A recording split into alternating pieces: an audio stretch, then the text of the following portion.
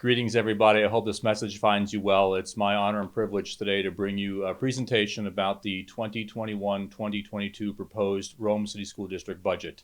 As we start, I just want to share some facts about our school district with you here. Our current enrollment is just below 5,700 pupils. This slide has a lot of information. As you can see, our total expenses per student is just about $21,500. Our combined wealth ratio this year is 0.39300. And this is an important factor for all school communities as it does play into the state aid calculations. If you haven't seen a presentation in the past, the combined wealth ratio is the state's measure of the school district wealth in our community. So 1.00 is average wealth for a school district community in the state of New York. At 0.39300, we are well below average of community wealth, and that does help drive our state aid numbers. As a part of our budget, instruction is 73% of our total budget. Our graduation rate from last year was 82% as a district and 83% of students attending RFA specifically. Our regions with advanced designation rate, 26%. We do have 4 schools still identified under ESSA for the next year. And a couple of important things to know about our school district that you might not know. Our homeless student population and English new language learners population continues to rise fairly quickly. And that does have some factors when it comes to budgeting and planning for the future and making sure that all the legal mandates related to those students are met. Our arts, athletics, extracurricular activities, and advanced course offerings continue to be a significant part of our student experience in Rome, and we continue to do everything that we can to strengthen those areas currently and into the future. And lastly, I do want to highlight our strong community schools program. The community schools program started 4 or 5 years ago. Continues to gain national accreditation, national accolades, and national recognition. So I thank the partners that we have within the community that allows our Connected Community Schools program to continue to grow and thrive here in Rome. It is expanding to many districts around our region, and I can't thank the local individuals that have been involved in that program, whether it be our teachers, our administrators, our local partners, school board members. It has really been a great program that people are taking notice of. Few more academic achievements, a little bit more in detail. I spoke briefly about this a moment ago. Last year we had just under 300 students, about 75% of students received a Regents Diploma. 94 of our students received the Regents Diploma with advanced designation. 58 students obtained the Regents with a career and technical education endorsement, and our total completer rate, again, 82%. It's important to note that these numbers are a little bit different than you may have seen in the past, and that is directly related to COVID. A lot of things changed with relation to graduation requirements last year in COVID. Graduation rate is obviously the most important, but there are some different things on here than you might see if you look back at previous years. And I expect that trend to continue somewhat into the future until the State Education Department really settles on new graduation requirements. Before we get into the actual school budget itself, I just want to take a moment to talk about what is a school budget. It is something that a lot of folks don't have a lot of information on. They see information that comes out once a year. It's a dollar amount. They're asked to vote yes or no on it without really understanding what goes into a school budget. So folks have a better understanding. This slide does break down some of those details for you. Really what a school budget is it's a spending plan that is a cap, maximum allotment of money that school districts and boards of education are allowed to utilize in the coming school year. It is a large prediction of what may or may not happen 18 months from where we are today, because we're talking about things that are going to happen in the future. Revenue for a school district in the state of New York comes from 4 main areas: our state aid, our local taxes, some federal funding, and then any use of your fund balance or reserve allocation. Fund balance is a fancy word for essentially your savings account. So if you relate this somewhat to personal finance, a fund balance for a public organization is the savings account that you may have as an individual. Fixed costs in a school budget include anything that are in a contract or in an agreement. There are some fixed cost items that can be adjusted through program reductions, but however, not many. It is important to know that school districts, not just Rome, but across the state, generally do not spend the entire approved budget and able to put some money back into their reserves at the end of the year. The best practice would always be to budget to your revenue. However, that's always not a reality in the world of public education, depending on the fluctuation of where your revenues can come from and what they might be. You may know in years past that state aid formulas and state aid has always been an issue with our budget process. Fortunately, this year, that is not the case. The last thing is, I continue to highlight 99% of any citizen in any community really only pays attention to the school budget during this time of year when you're being asked to go to the polls and vote yes or no on the school budget. It's important to know that school budgeting is really an 18-month process from beginning to end, because it starts way in advance of where we are today and it ends way in advance of where we're going to be next June. Okay. The last thing on this slide I want you to take notice is at the bottom is the past 9 years of school budgets in Rome. The top line is the approved budget, and the bottom line is the actual expenditures from that approved budget. So you can see year over year, the district maintains that model that I talked about earlier, where you generally do not spend the entire budget, and that is the purpose. That is good fiscal management on behalf of our entire team here. Moving on to the proposed budget for the 2021-2022 school year. This coming year, we are proposing a budget of $122,980,692. This slide just shows you a graphic presentation of where that money is allotted. 74% of that is the program budget, 16% is the capital budget, and 10% is the administration budget.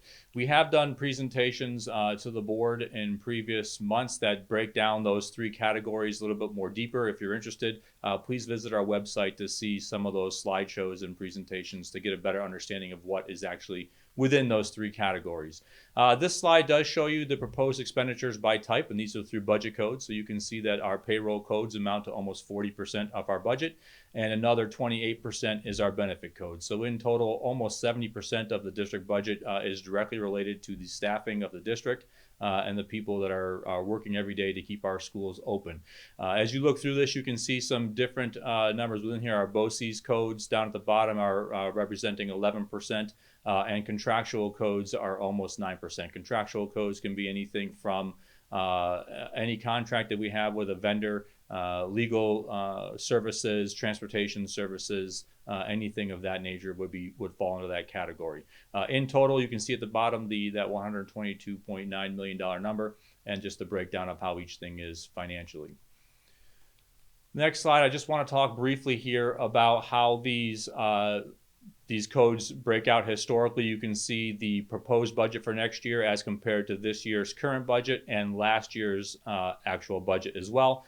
In total, our payroll for next year, we are proposing a slight decrease in payroll, about 2% decrease in that number. Also a slight decrease in the contractual codes year over year. The reason for that being, last year in the budget, we put a lot of money in the budget for transportation, not knowing what COVID would do for transportation and the needs we'd have in transportation. Fortunately, we didn't need to utilize as much money as necessary this year for that. And as we look forward, we don't need that same amount of money budgeted for contract transportation that we had this current year. Also, at some of the other areas of decreasing, you see our debt services decreasing slightly. Areas of increase that you may see, we have a number by percentage that looks like a lot in equipment, a 10% increase, but if you look at the dollar amount, it's roughly $68,000 increase from year over year in equipment codes. And then transfer to other funds, you'll see a large increase of 47%. That is because we have spoken to the board and asked them to allow us to put $1 million in the budget for transfer to our capital reserve. What that does is it puts money in the bank so that when we need to do a future capital project, instead of taxing the community to get that project completed, we simply use that $1 million we're putting in the bank right now to offset any local share that would be involved in a capital project. So that is the reason for that large increase. It is something Rome has never had. We've never had the opportunity to put money into a capital reserve, let alone have a capital reserve. This will greatly impact keeping our taxes lower in the future and allow us to continue to improve our buildings without having to tax the community and simply using our own funding that we are saving at this point in time. Before I get into the section about balancing the budget, I just want to share two slides with you that highlight some of the things that Rome is doing compared to our local counterparts. This slide shows expenditures per pupil as all of the Oneida County school districts and any districts in the Madison-Oneida BOCES. You can see here Rome is school district letter P.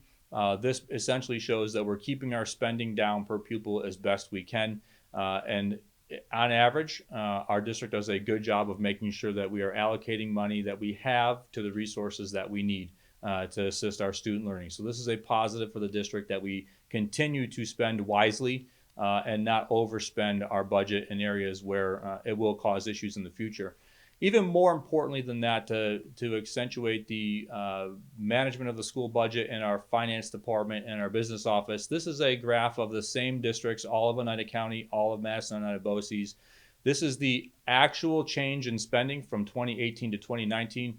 Rome is District T. You can see we underspent our budget greater than any other district in the region, while other districts were way, way up in change in spending. So as you can tell, I just like to highlight the positive things that our team is doing in Rome to make sure that we are getting to a spot where we're fiscally stable and we don't have to have tough conversations every spring. And this slide does exactly that, highlights the fact that this district 2 or 3 years ago has managed their budget better than any other district in our region. Next, I want to talk a little bit about balancing the budget. And this is something we do every year because it's important to understand the differences between a school budget and a municipal budget. School districts by law in New York State are obligated to provide a balanced budget to their communities and their taxpayers. Local towns, municipalities, counties, the state government, the federal government, they only present a spending plan and not a revenue plan to kind of show you where the money is going to come from to afford the expenditures that we are projecting. That being said, for the 2021-2022 school year, we are proposing a slight increase in the tax levy up to $35,827,724. That is a difference of $668,034 for a 1.90% change. 1.90% does fall underneath the property tax levy cap as put out by New York State. One thing that's important to know about the proposed tax levy is the voter-approved tax levy, which would be this, is equal to the maximum amount of taxes that the school district is able to collect if necessary in the coming school year. The actual tax levy is adopted and approved by the Board of Education in the month of August. What does that mean? That essentially means that we're asking you to approve a tax levy that is no greater than $35,827,724, but does not necessarily mean that that will be the tax levy come next year. In August, the board will assess whether or not we need to collect that amount of taxes. The percent change might not be 1.9%, it could be less than that. The single greatest factor in that is that the school district financials are not closed until the month of July. So as we sit here in May, we do not have an exact number of our current year revenue. If current year revenue comes in July greater than what we are anticipating today, that 1.9% will not need to be as great, and we can reduce that in August through the school board resolution. We have done that in the past during my tenure as superintendent, and that is always my proposal to the board, is that we, if we can reduce the tax levy as voter approved in August, that we should do that. And hopefully we'll be able to do that this year. When you look at the whole picture now, when it comes to the proposed expenditure budget and our estimated revenues, this slide just simply breaks down where all that money is coming from, shows you how we balance that budget. You've got a $122.9 million expenditure budget. Our estimated revenues are in the ballpark of $113.4 million. The anticipated deficit left there is $9.5 million. So in order to make up that $9.5 million, we are proposing a small local share increase of $668,000. About $500,000 in reserves allocated, and then allocating $8.2 million in fund balance. That brings our current deficit down to zero. That math simply shows you how we got to a balanced budget from the expenditure budget. Anticipated revenues or estimated revenues for next year. This slide is similar to the expenditure slide you saw earlier. This is the estimated revenues for next year, the projected revenues for this year, and the actual revenues for last year. So if you look through, you can see where the changes are year over year. Not a whole lot of difference year over year. There is a slight difference in the refund from BOCES. If you look at that line, down about $1.4 million. That's because last year there was a slight a significant give back from BOCES of expenditures not spent due to COVID, which was a great savings there. The important things to note here, you can see a significant increase in foundation aid and reimbursable other state aids. It's important to know that the federal monies associated with COVID are running through the state of New York aid, and they're being classified as other state aids. So you will see some increases in other state aids in the coming years as those federal monies become available. You will also notice a decrease in federal revenue. Generally, school districts do not get federal revenue. Last year, we did receive a decent amount, and that was, again, directly related to COVID. And then some miscellaneous revenue from last year. That, again, came in related to some things that were not spent in the previous year budget. We were able to return them. $600,000 estimated for next year. That's generally what we budget for in hopes that the revenue comes in higher at the end of the year. You can see historically, $600,000 is low. That allows us to then return money in the tax levy in the month of August by under projecting that miscellaneous revenue. In total, from this current school year to next year's estimated, you'll see that we're estimating a slight decrease in total revenue. And again, that should be adjusted in about 14 months from now when next year's fiscal year officially closes. Final slide I have here relative to the revenue is simply a pie chart of where the revenue sources come from. You can see we're still mostly reliant on state aid and property taxes. Those two sources of revenue comprise 90% of our total revenue. Again, 7% allocated fund balance. That's down slightly from prior years, which is a nice thing. And then we have a 2% revenue source of other, and then 1% in pilots. Again, a pilot, if you're not aware, is a payment in lieu of taxes. Generally, those are the taxes that are received from industry and corporation here within the school district of Rome. Winding down our presentation today, I just want to show you a brief slide on the projected tax rates for next year at a 1.90% increase. You can see these are the 5 municipalities of Rome. This is the current year's actual tax rate, next year's projected tax rate, the equalization rate for each of the municipalities, the dollar change in rate, and then the percent that each municipality has within our tax base. It's important to note that the equalization rate is simply a calculation set by the state of New York, which helps the different municipalities have basically an equal share of school taxes so that no one municipality is having to contribute more than another within a school district. Factors that impact your tax rate, a lot of it has to do with things outside of our control as a school district. Obviously, state and federal aid can impact your tax rate. The more aid that we receive, the lower we're able to maintain our tax rates. Your local assessor's office has a huge impact on your tax rate. If the assessment of your property changes, that will affect your tax rate. Change in the equalization rate from the state of New York can change your tax rate, and then any changes in the STAR exemptions that come from the state of New York also could have an impact on your tax rate. Some useful websites are listed here for you if you have an interest in learning more about tax rates and things that can affect them and how they work with schools. Feel free to check on those websites. Those links are active on this presentation on our website. Quick financial summary of the proposed budget as compared to this current year's actual budget. You can see it's a slight increase of 0.3%, $373,155. Our revenue and applied reserves is up slightly at 1.38%.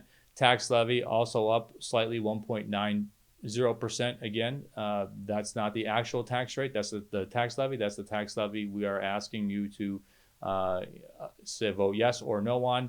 The actual tax rate is adopted by the board in August. Our projected use of fund balance is one of the more positive things within our budget, is down by $1.3 million or 14%, showing that we are starting to go in a better direction in terms of being able to balance our budget without needing to burn our reserves. That is a tremendous thing for this year and the future. And that bottom slide, or the bottom line, you can see that we are anticipating to have almost $5 million left in the fund balance at the end of next year. And that is if we need to spend all of that $8.2 million that we have allocated. That is highly unlikely. It has not happened in my time as superintendent. We don't anticipate that happening in the future. A quick word on the contingency budget. By law, school districts are required to discuss a little bit about a contingency budget. If necessary, our contingency budget amount would be $121,312,658. This slide has some information about what a contingency budget actually funds and what it does not fund. It's important to know that contingency budgets are mostly dictated by the law. A lot of the things within a contingency budget are outside of the hands of the school district and the Board of Education and the community. But when a contingency budget is enacted, it can be done in one of two ways. The first way is by having two defeated voted budgets. So that would mean that we would go out to vote on in a couple of weeks here, and then again a second time if the first budget was defeated. If there are two defeats, it's an automatic contingency. Or if the first budget vote is a negative vote, then the Board of Education could automatically adopt to go to contingency, which would enact the information on this slide here. In summary, the proposed budget for next year is much more optimistic than in recent years. It feels good to be able to have a presentation and have a budget season where we're not having to talk about what reductions need to be made as we move forward. This does focus on returning to school full-time to the best of our ability. There are no program or staff reductions within this budget. It does utilize some of our reserves to balance the budget for 2021 and 2022. However, again, every budget in every school district has some utilization of reserves to balance the budget. I don't anticipate us needing to utilize reserves to get to the end of the year. The tax increase falls under the tax cap, which I mentioned earlier. This budget, what's most important about it is we have the flexibility to minimize spending when we want to, and we also have the flexibility to increase resources if needed. So as we move into the summer, as we move into next year, if there's a need that arises that is unknown at this point in time, we have room within the budget to be able to make those adjustments and add supports and resources for our students and staff as necessary as we move into next school year. All in all, we're very fortunate that the state aid numbers came in a lot better than they normally would. There's more information again on state aid if you want to look back at prior board meetings where we presented the budget before it was adopted. In closing, just a reminder, our budget vote is Tuesday, May 18th, 2021 from 9 a.m. till 8 p.m. at our 10 wards here. It's a traditional budget vote this year. If you would like to vote by absentee ballot, you may do that. Contact our business office at the school district in order to get information on how to do that. But you'll be voting on essentially two things this coming May 18th. You'll be voting on the budget that you just saw, yes or no, and you'll be voting on Board of Education members. So there are currently 5 candidates for 3 seats available. So you'll vote for the candidates and you'll vote for the budget, and those are the only 2 options or the only 2 items on the actual ballot this year for the vote. All of that being said, a quick reminder that the vote for the school budget and for the Board of Education candidates will happen on Tuesday, May 18th, 2021 from 9 a.m. till 8 p.m. in each of our 10 wards listed here on this slide. The only 2 items on the ballot this year are the actual budget, so you'll vote yes or no for the budget for next year. And then there will be 5 candidates running for 3 open Board of Education seats. You'll have the opportunity to vote for up to 3 of them on that ballot. Word of information for you: if you are interested in reading more about the Board of Education candidates, there is information on our website, including their bios and a link to the NAACP's Meet the Candidates night if you want to see more information and learn more about those candidates. So again, the vote is Tuesday, May 18th from 9 a.m. till 8 p.m. It is a traditional vote this year in person in the 10 wards. If you would like to vote by absentee ballot, you may still do that. Please contact our business office for more information on how to vote through absentee ballot. In closing, I just want to say thank you to everybody for your time and mostly for our staff this year and the students of the Rome City School District for everything you've done to get from September till today. It has not been an easy road. It has not been a short road, and it's not a road that we are nearing the end of, unfortunately. Every day we continue to persevere and we continue to work together to make sure that whatever we're doing, we can provide what's best for our students and continue to grow and be the leaders within our region when it comes to education. Thank you all. If you have any questions or comments, please feel free to email me or contact the district so we can address those for you. Please vote on May 18th. Again, if any information is in here on the website, thank you all.